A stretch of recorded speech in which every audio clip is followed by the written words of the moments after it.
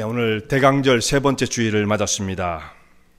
대강절은 우리 영어로 애드벤트 이렇게 부르죠. 이 라틴어로 애드벤투스라고 하는 말에서 이 말이 왔습니다. 조금 좀 간추려서 애드벤트 이렇게 부르죠. 애드벤투스가 조금 변한 겁니다. 예수님께서 이 땅에 오신 그 대강절, 그 애드벤트라는 의미는 예수님이 오셨다, 도착, 도래 이런 뜻을 갖고 있는데요.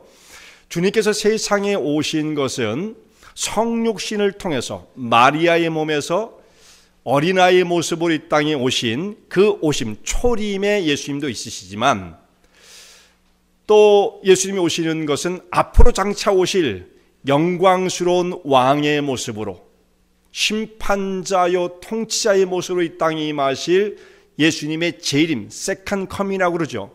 예수님의 재림을 우리가 남겨두고 있는 거예요. 그러니까 예수님의 오심은 두 번의 사건이 이어지죠. 초림과 재림의 사건인데 우리가 대강절의 말씀을 살펴보는 중에 최소한 한 주 정도는 예수님의 재림에 대한 말씀을 우리가 상고해야만 합니다. 오늘 우리가 오늘 대강절 세 번째 주일에 하나님 예수님의 두 번째 오심인 재림에 대해서 말씀을 상고하도록 하겠습니다. 이 말씀이 잘 드러나 있는 성경 본문이 이 데살로니가 전서에 있는 말씀이에요. 오늘 우리가 함께 읽었던 말씀, 그 앞에 부분에도 예수님의 오심의 부분에 대해서 말씀을 하고 있는데요. 이 데살로니가 교회는 사도 바울이 2차 전도 여행을 할 때 잠깐 들려서 복음을 전했는데 그곳에 세워진 교회가 이 데살로니가 교회입니다. 성경의 말씀 보면 새 안식일 딱 3주만 거기에 머물렀다고 말씀이 되어 있어요. 3주를 머물렀는데 교회가 세워졌다. 여러분, 교회를 세운다는 것이 정말 어려운 일입니다. 그렇게 쉽게 되어지는 일이 아니에요. 시카고 지역에서도 교회가 개척되어지고 교회가 이렇게 진행을 하다가 계속해서 성장하는 교회도 물론 많이 있지요. 그러나 어떤 경우는 교회가 그것을 유지하지 못한 채 결국은 사라지고 마는, 유지할 수 없는 그런 경우에 처한 경우가 사실상 훨씬 더 많아요. 교회를 교회를 세운다는 것이 이렇게 사실 어려운 것입니다. 그런데 사도 바울은 3주간 복음을 전했는데 데살로니가 교회가 세워졌어요. 그래서 그 당시에 참 하나님의 역사가 놀랍게 일어났구나 하는 것을 우리가 다시 깨닫게 되어집니다. 그렇게 짧은 기간이었는데 이들은 사도 바울의 가르침을 받고 신앙생활을 참 뜨겁게 했던 사람들입니다. 특별히 이들의 신앙의 모습은 뭐였느냐면 예수님께서 곧 오실 거라고 하는 긴장감을 가지고 종말에 대한 아주 뜨거운 그 기대감을 가지고 신앙생활에 깨어 있었던 자들이다. 이것이 이들의 신앙의 특징이 되어집니다. 물론 이 신앙을 받았던 것은 사도 바울의 영향이었겠죠. 그들의 복음을 전했던 사도 바울이 바로 그와 같은 마음을 품고 있었어요.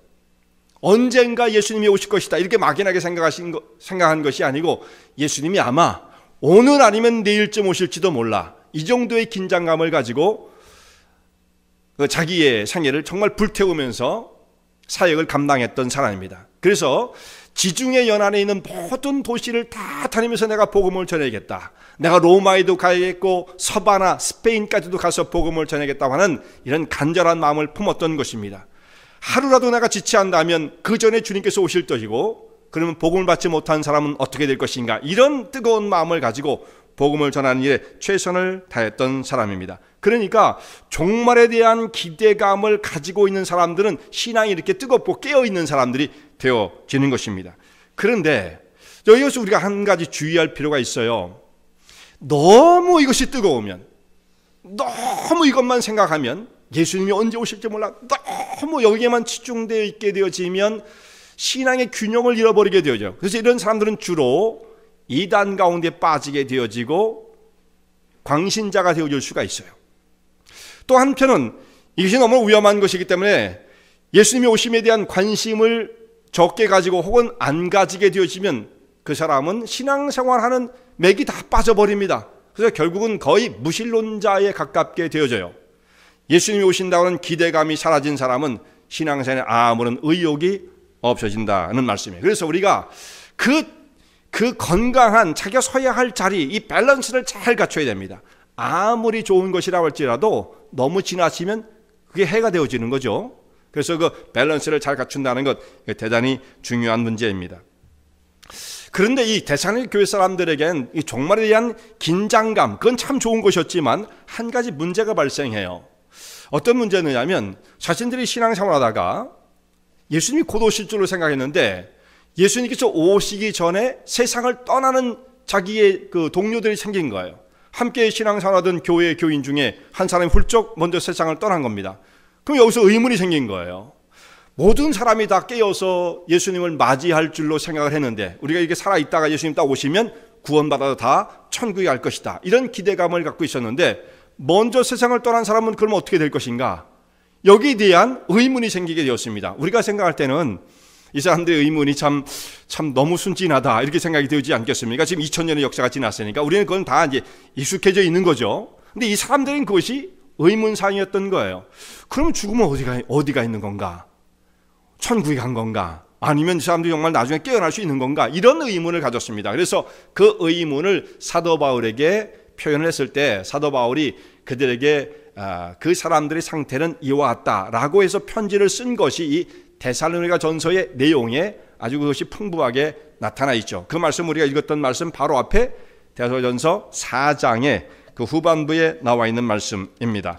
그들은 지금 잠자는 상태에 있으며 그걸 중간 상태라고 말을 하는데요. 잠자는 상태에 있으며 예수님께서 다시 오실 때 우리 살아남은 사람보다 더 먼저 예수님을 만나게 될 것이다, 이런 말씀을 앞에 4장에서 하고 있습니다. 그러면서 이제 예수님의 오심에 대한 이제 말씀을 여기에 하고 있어요. 예수님의 재림은 언제 이루어질 것인가? 그 때와 시기, 이 문제를 다루게 되어지는데, 그러면서 데살로니가 교회 교인들에게서 이렇게 말합니다. 너희에게 내가 이 때와 시간에 대해서는 말할 필요가 없다. 왜냐하면 당신들이 이 문제에 대해서는 너무나 분명하게 잘 알고 있기 때문이다 라는 말을 합니다. 데살로니가 교회 교인들은 예수님의 오심을 어떻게 이해하고 있었냐면 예수님의 오심은 도적같이 임한다. 좀 이상하죠? 예? 어떻게 예수님의 오심을 도적에 표현했을까라고 좀 우리가 어감상 굉장히 이상하지만 도적이 어떻게 와요? 은밀하게 들어오지 않습니까? 아무도 방비하지 않을 때, 예상하지 못했을 때에 찾아오게 되어지는 거잖아요. 잠들었을 때에 자기가 들어온 걸 알지 못할 때 도적이 들어오는 거잖아요. 그런 것처럼 예수님의 오심도 도적같이 올 것이다. 그러므로 어떻게 돼요? 깨어 있어야 한다는 말씀이죠.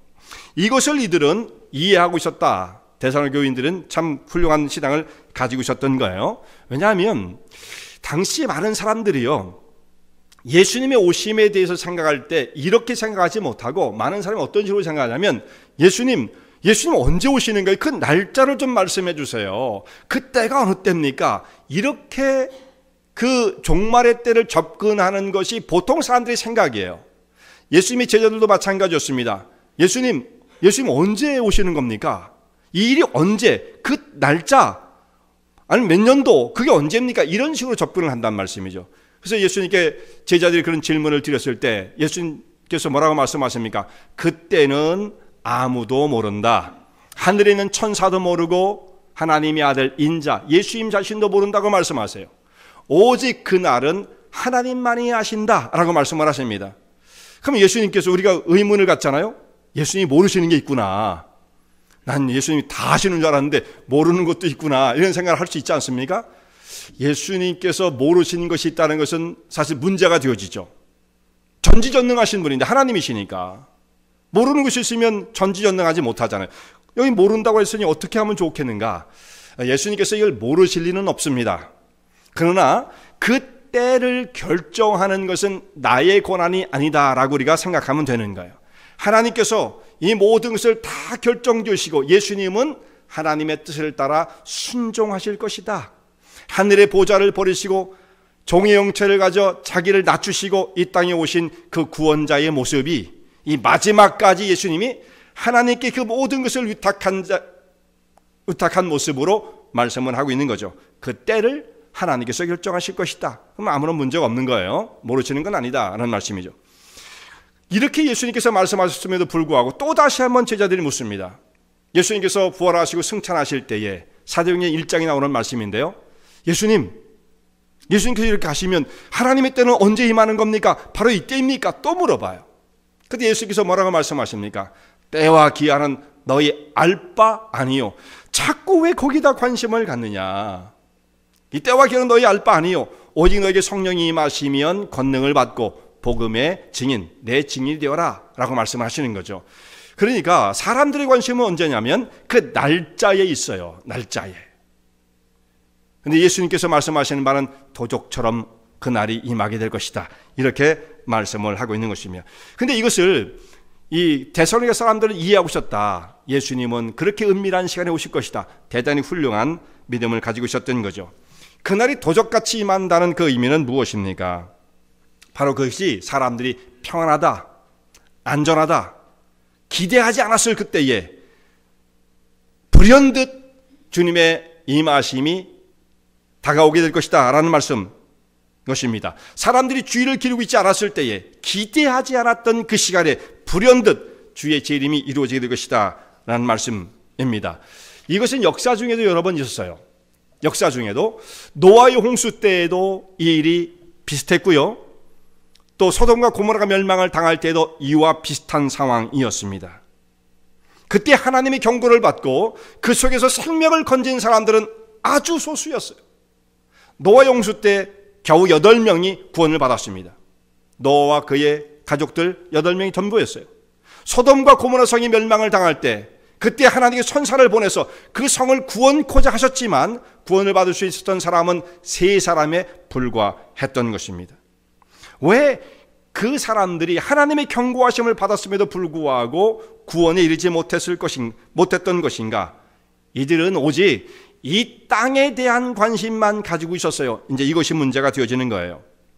자, 노아의 홍수 때에 노아가 배를 짓는, 방주를 짓는 모습을 보고 사람들이 뭐라고 생각했겠습니까? 저 할아버지 왜 저런 일을 할까?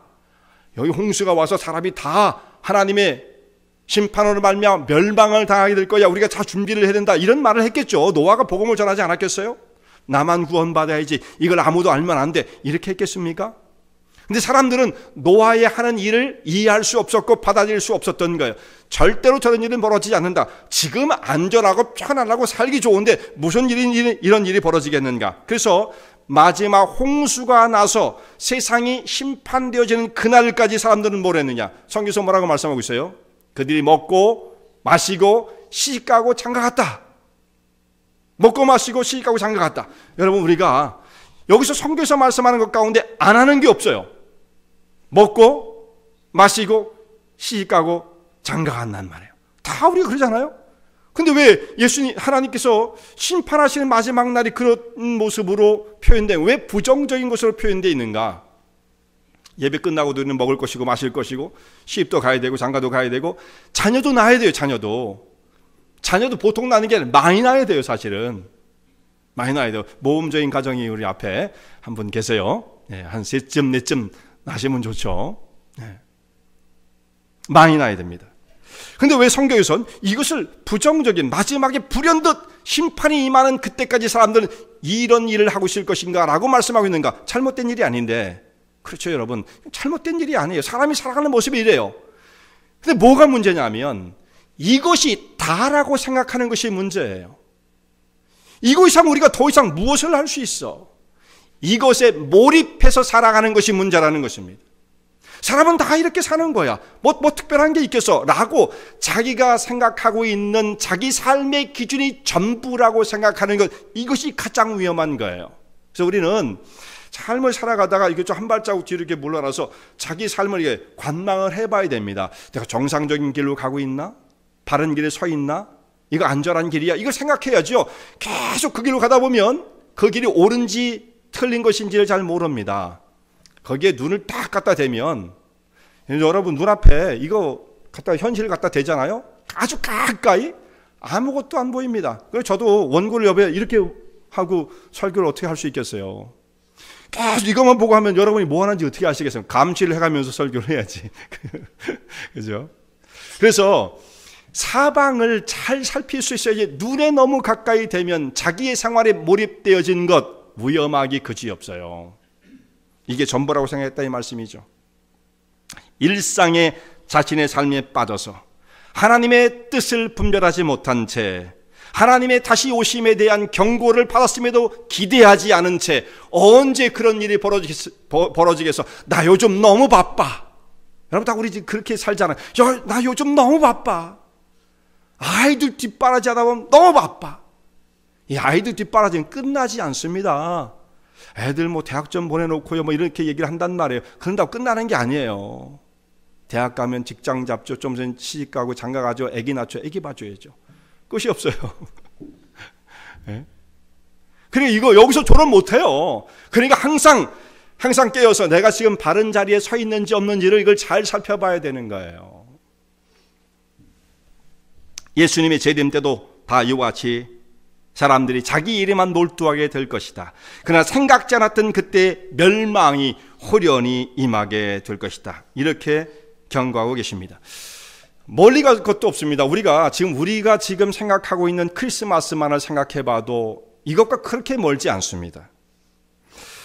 크리스마스, 주님께서 오신 날, 성탄의 그 영광되고 복된 날을 바라보고 있는 주의 성도들이 정말 주님의 오심을 바라보며 기뻐하며 감사하고 있는 이 성탄을 우리가 준비하고 있는가? 크리스마스는 왜 기뻐해야 되는 거예요? 캐롤 때문에, 아니면 화이트 크리스마스가 되기 때문에, 아니면 누가 주는 선물을 기대하기 때문에, 이런 것들 때문에 우리가 기뻐하는 것이겠습니까? 우리는 정말 중요한 그 내용, 그 속에 들어있는 알맹이는 빼놓고 우리 나름대로 집착하고 있는 그것에 빠져서 이것이 마치 정상인 것처럼, 그렇게 하면 마치 그것을 그야말로 먹고 마시는 방종의 기회로 크리스마스를 삼는 경우들이 얼마나 많습니까? 세상은 그렇게 지금 흘러가고 있는데 마치 성도들도 더 이상 특별한 게 있나요? 이렇게 생각할까봐 참 두렵습니다. 이것이 무엇이 잘못된지를 모른다는 말씀에 지금 세상 속의 흐름 속에 우리가 몰입되어 있는 그 과정 속에서 안타깝게 그것이 없는 거죠. 이게 잘못됐다 그러면 좀 이상해요. 우리 목사님이 좀 이상한 것 같아요. 이런 시대를 우리가 만난 겁니다. 지금 우리가 바른 길로 가고 있는지 아닌지를 한 발자국 뒤로 좀 물러나서 잘 살펴봐야 돼요. 겸손하게 이 의미가 뭔가? 성탄절은 왜 있는 거야? 우리는 그 날을 어떻게 맞는 것이 가장 정상적이고 복된 것인가 생각해 봐야 되는 것입니다. 자, 이렇게 예수님의 오심에 대해 성탄에도 별로 관심이 없고 예수님이 다시 오신 재림에 대해서 별로 관심이 없는 것, 준비되지 않은 그때 예수님께서 불현듯 오시게 될 것이라는 것, 이거 참 위험한 것이죠. 그런데 여기에 반대된 것도 있어요. 반대. 말씀드린 것처럼 종말만 생각하고 살아가는 거예요. 예수님이 오신다 이것만 생각하고 살아가는 거예요. 그것만 너무 몰두하는 거예요. 이것도 위험한 것입니다. 여기에 많은 이단이 발생하게 되어져요. 미국에서 많이 나왔어요. 이단이 많이 나왔는데 1800년대 1884년에 안식교가 그때 출발하게 되어지는데, 이 사람들은 예수님이 자기들이 결정해 놓은 날 1884년 10월 22일 날 예수님이 오신다라고 하는 날짜를 발표해 버렸어요. 그 전에도 한번 발표했는데 그때는 우리가 날짜 계산이 좀 틀렸다라고 생각을 했고, 이제 10월 22일 1884년 이날은 정말 예수님이 오신다 그래가지고 뉴욕에 10만 명 이상 되는 자기 신도들이 전체가 모여가지고 그 날을 기다렸습니다. 엄청난 일이죠. 그럼 예수님이 오셨어요? 안 오셨잖아요. 너무 종말에만 이렇게 그 생각만 가지고 살아가는 것도 문제가 되어지는 거예요. 그래서 이단을 낳게 되었던 거죠. 안식교, 우리 시카고 지역도 안식교가 있습니다만 겉으로 드러난 안식교는 별로 큰 문제가 없다고들 다들 느낍니다. 안식교 잘 모르는 사람들은 그래요. 근데 여러분, 안식교 신자들은 우리가 생각하는 것과 다릅니다.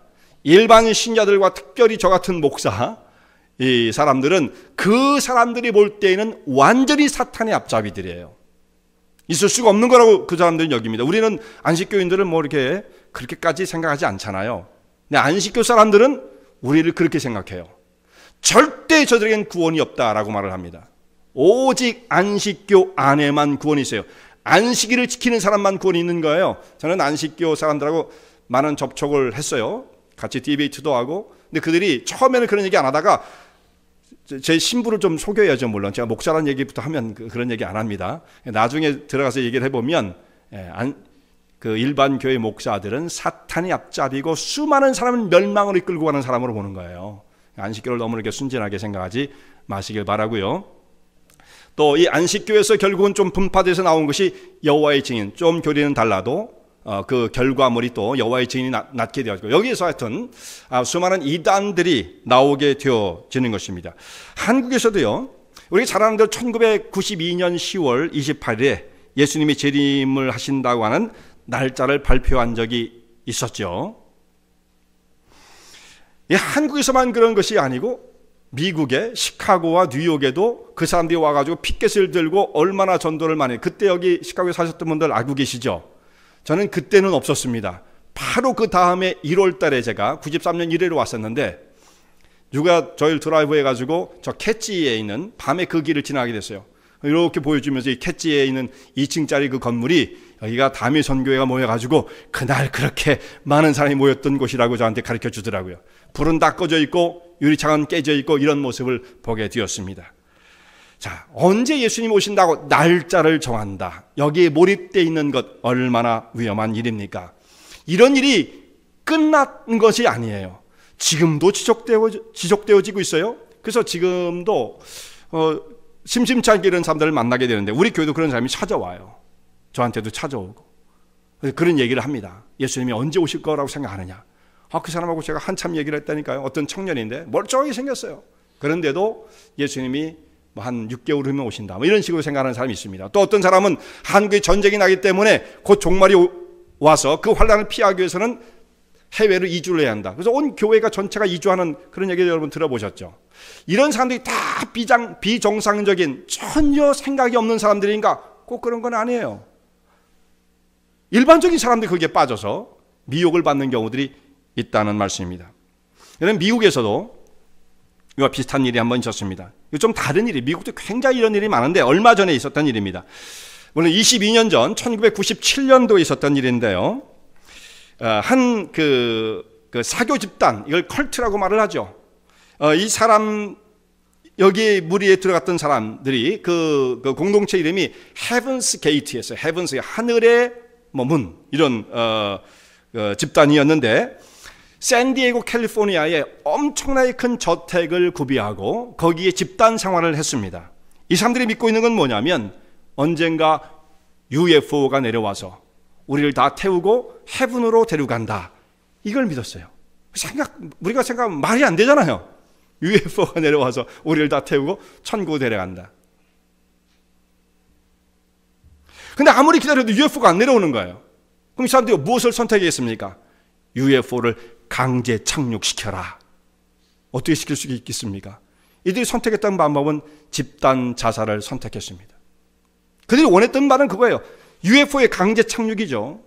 우리가 다 죽음을 선택함으로써 우리가 스스로 천국에 가자, 이런 생각을 했던 것입니다. 그래서 무려 39명이나 되는 사람이 약물을 마시고 하루아침에 다 시신으로 변하게 되었던 것입니다.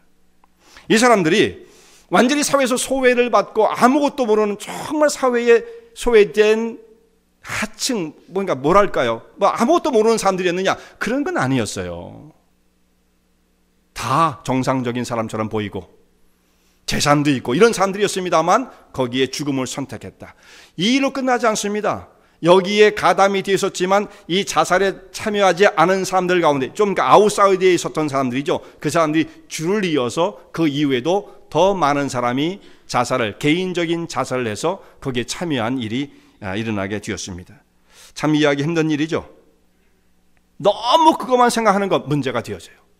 이 데살로니가 교회 사람들도 임박한 재림에 대한 기대감을 갖는 것, 건전한 정도의 범위는 훌륭한 것이지만 이것이 너무 지나치게 되면 문제가 되어집니다. 이 교인들 가운데 어떤 사람들은 너무 지나친 사람들이 있었어요. 그래서 아무것도 하지 않습니다. 예수님께서 내일이면 오시고 오늘 저녁이면 오실 텐데, 그런 생각을 가지면 바울처럼 열심히 전도하는 일에 힘을 쏟으면 좋겠지만, 어떤 사람은 무슨 생각하겠습니까? 뭘 해봐야 무슨 소용이 있어. 예수님 내일 오시면 끝나는데. 아무것도 하기 싫겠죠.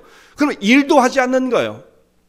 그냥 오직 예수님 오시는 그 날짜만 손꼽아 기다리는 사람들, 좋은 신앙이라고 말할 수가 없는 거죠. 그래서 사도 바울이 그와 같은 사람들 향해서 일하기 싫으면 먹지도 말아라. 너무 극단으로 치우친 건 다 나쁜 거예요. 무관심한 것도 나쁜 것이고 너무 그것에만 집착하는 것도 나쁜 것이고 그 가운데에 참 정확한 그 위치를 찾는다는 것, 이것이 대단히 중요한 문제죠.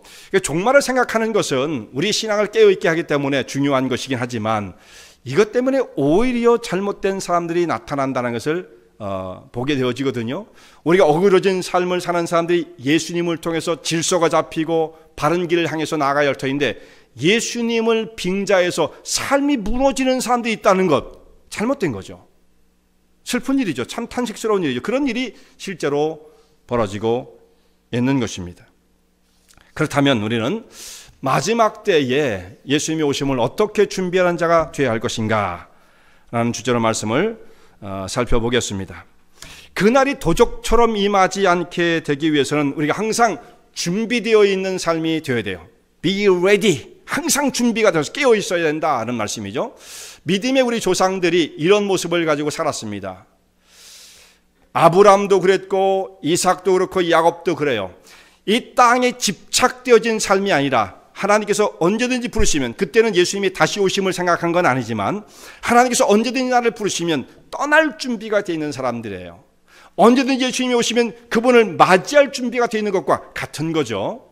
그들은 굉장히 재산도 많은 사람이었으며 엄청난 부를 가진 사람이었습니다만 세상에 집착하지 않고 언제든지 떠날 준비, 마음의 자세, 각오를 가지고 살았던 사람들이다. 준비되어진 사람이죠.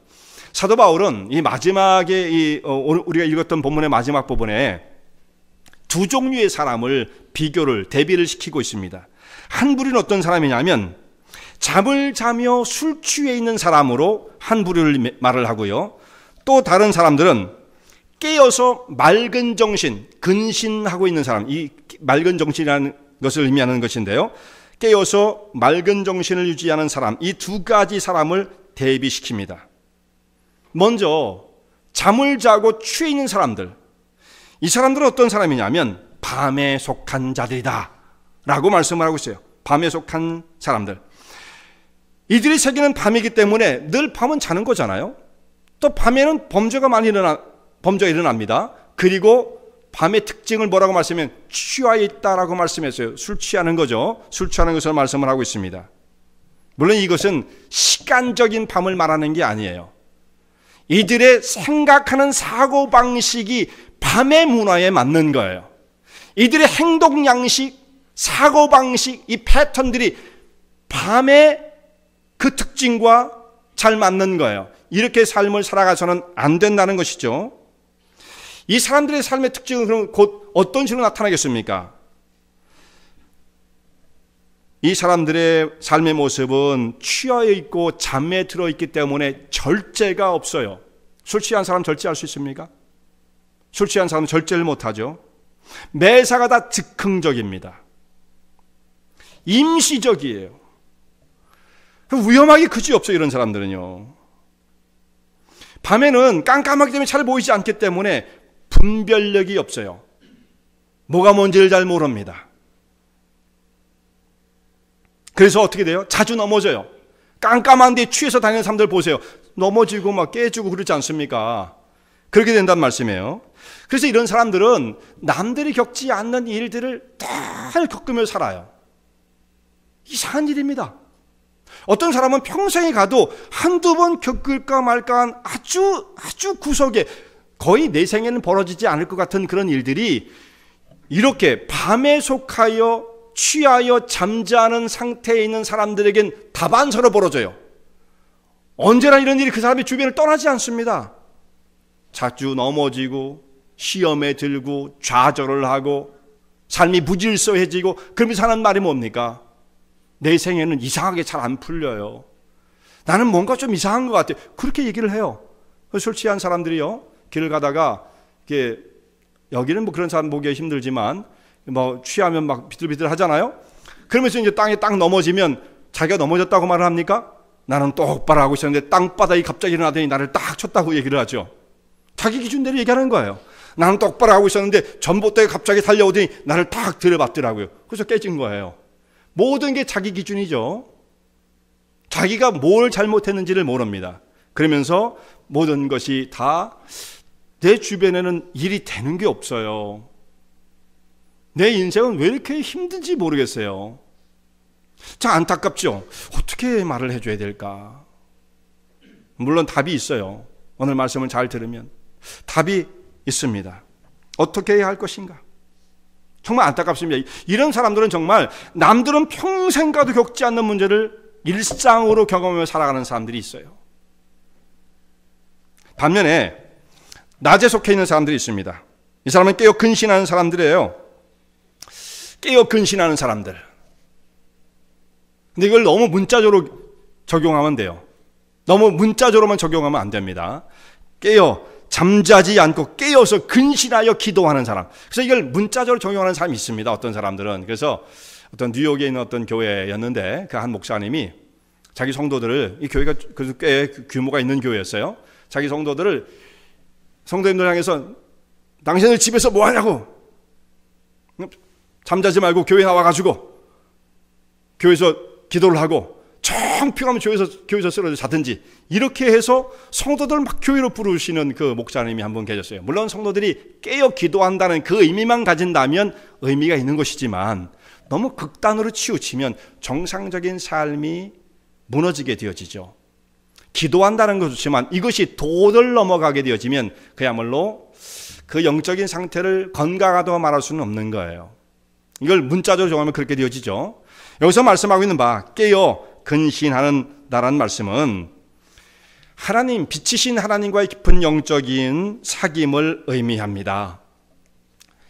여러분, 빛이신 하나님과의 사귐을 통해서 하나님께 속하여 영적으로 깨어있게 되어지면 이 사람들에게 나타나는 특징이 무엇이겠습니까? 깨어있는 사람들. 이 사람들에겐 뭐가 뭔지가 잘 모르는 사람들과 반대적으로 뭐든지 잘 압니다. 유식하다는 뜻이 아니라 분별력이 있는 거예요. 자기가 서야 할 자리, 자기가 서 있는 자리가 어떤 의미를 갖고 있는지 이걸 잘 아는 사람입니다. 분별력이 생기는 것, 이건 너무도 중요한 것이죠.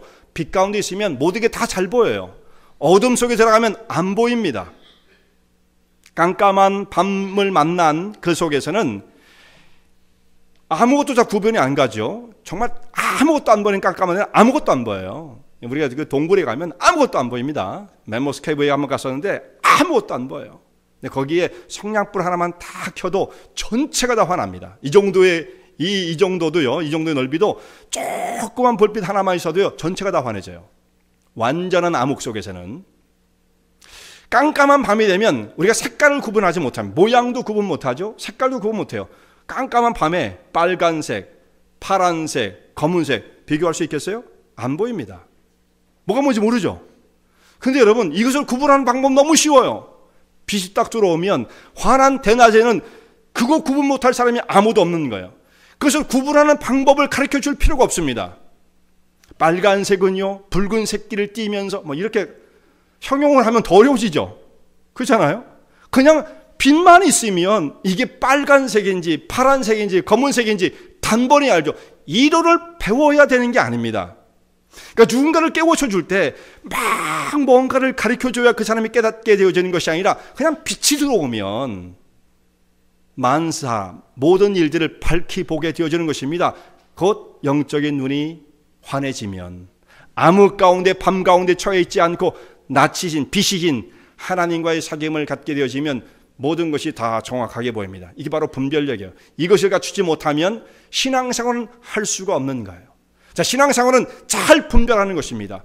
이것이 참인지 것인지를 분간하지 못하는 사람, 그건 정죄인데요. 이게 바로 분간 못하는 거예요. 비판하지 말라고 그랬는데요, 바로 그것이 분간하지 못하는 사람들의 말입니다. 비판하라는 것이 아니라 분별은 해야 된다. 참인지 이것인지를 뒤섞어버린 사람, 신앙생활을 포기하겠다는 것입니다. 성과 속된 것, 거룩과 속된 것을 구분하지 못하는 사람, 신앙생활을 못하는 거예요. 대충 사는 거죠.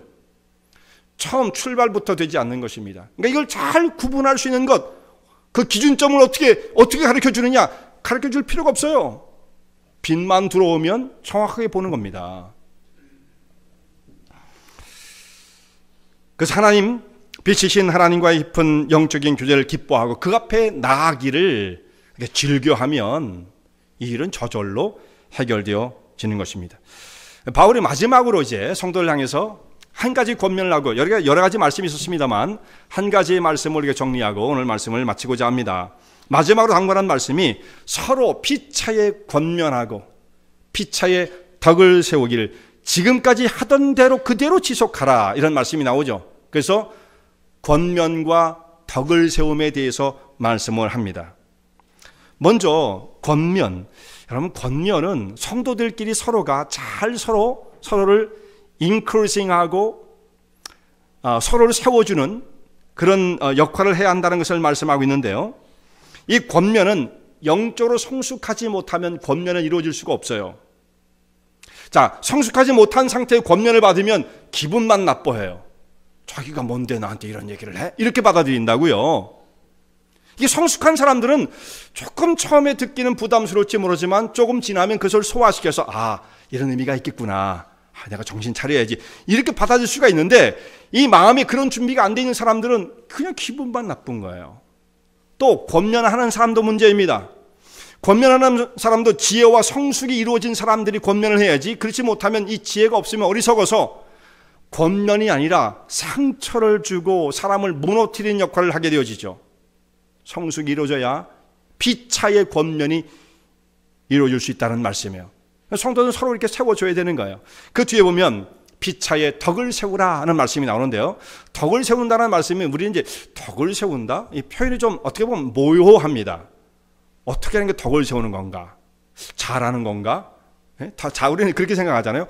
좀 신앙적으로 좀 잘하는 게 덕을 세우는 건가? 이렇게 생각하는데, 쉬운 말로 말하면 다른 사람의 영혼을 지지해주고 세워주는 것을 이 덕을 세운다는 말씀이에요.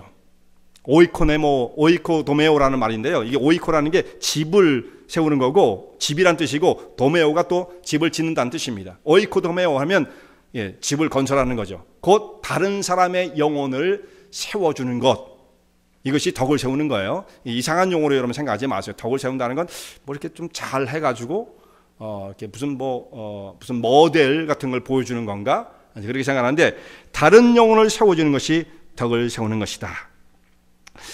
이렇게 덕을 세우기 위해서는요, 삶의 규모와 절제가 반드시 필요합니다. 성도들의 사귐 속에선 덕을 세우기 위해서는 그야말로 절제와 질서 있는 규모 있는 생활이 이루어져야만 이것이 가능해요. 성도는 반드시 지켜야 할 선이 있습니다. 에티컬한 게 있는 거예요. 지켜야 할 선이 있는 것. 이것을 무너뜨리면 관계가 깨져요. 덕을 못 세웁니다. 근데 우리 성도들이 가끔 이게 혼돈할 때가 있어요. 어떤 혼돈을 하느냐면, 친한 사람들끼리는 이 선을 무너뜨려도 상관없다고 생각할 때가 있어요. 그렇지 않습니다. 친하면 친할수록 예의를 지켜야 돼요. 우리는 친하면 어떻게 부터요? 오늘부터 말 틀까? 막 이런 식으로 막 나가죠. 말 트고 나서 막 말도 이게 정상적으로 하지 않고 막 세게 얘기를 하는 것을 마치 친한 것의 표현으로 생각을 한단 말이에요. 친한 것이 아닙니다. 친한 것이 아니고, 친한 것이 아니라 반대로 그 관계가 천해질 수가 있어요. 비난해질 수 있다는 말씀이죠. 조심을 해야 돼요. 가까운 사이일수록 더 그렇습니다. 여러분, 부부 사이에도 지켜야 할 예절이 있어요. 가까운 사이죠. 서로 함부로 대하게 되면 그 관계가 어떤 관계가 되겠어요? 비난한 관계, 가난한 관계가 되어집니다. 상대방을 존중하고 세워주는 말, 그래서 말도 문제야! 이렇게 막 하면 안 돼요. 오태장 집사님처럼 제가 물을 먹고 싶습니다, 이런 식으로. 아니, 제가 떠오죠, 이런 식으로 해야 가정에 화목이 있다는 말씀이죠.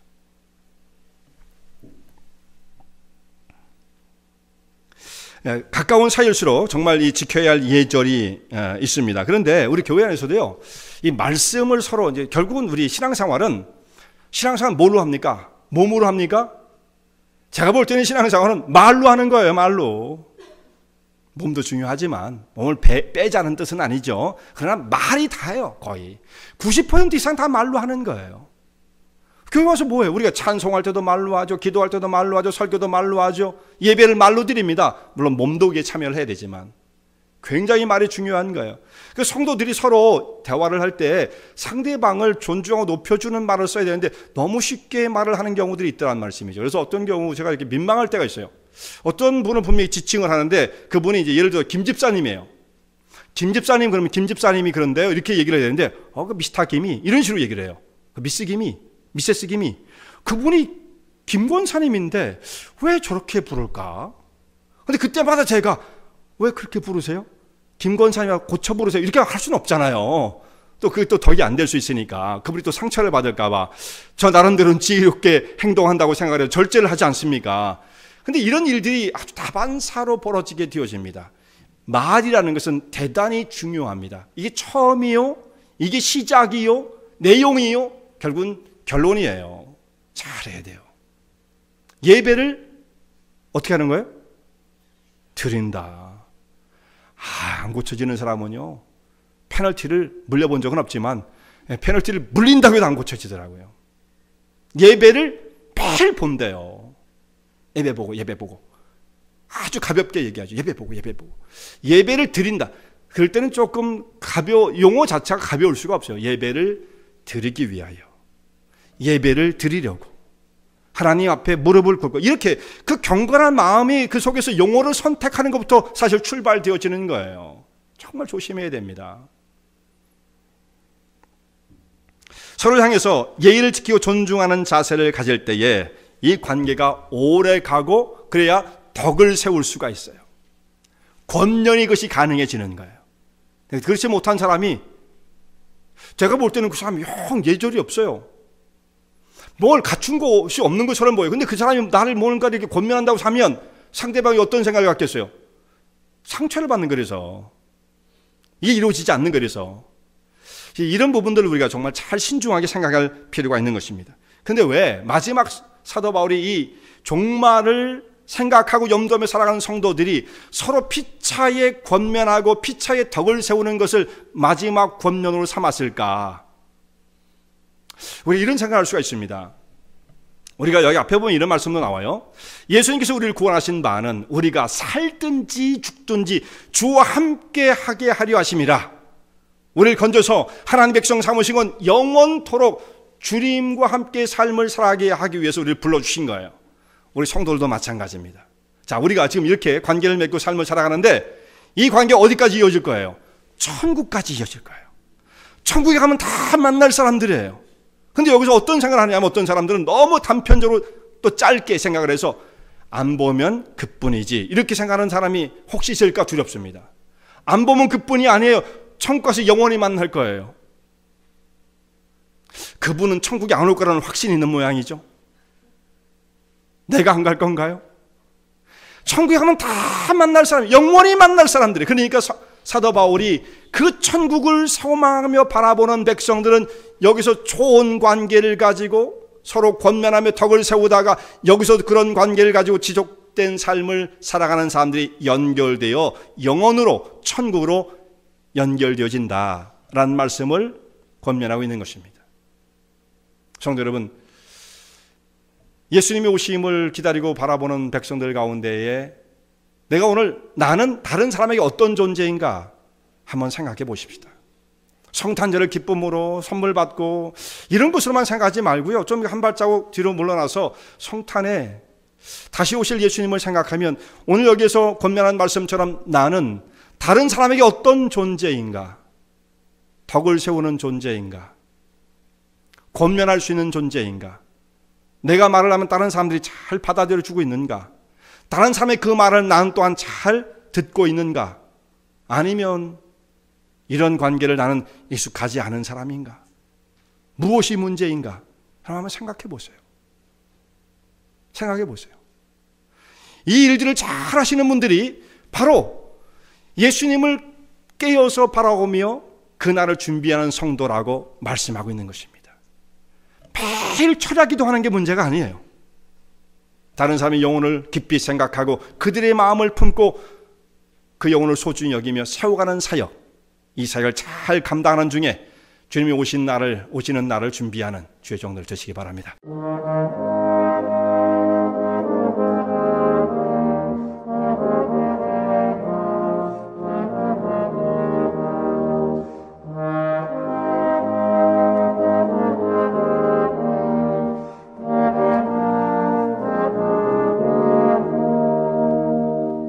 설교 말씀을 듣고 신앙 상담을 원하시는 분들은 847-962-4412번으로 전화 주시기 바라며 은혜와 진리 장로교회는 230 US 하이웨이 45번 인디언 크릭 일리노이 60061에 위치하고 있습니다. 주일 1부 예배가 아침 8시, 2부 예배가 11시에 있으며 새벽 기도가 매주 화요일부터 토요일까지 오전 6시에 있습니다.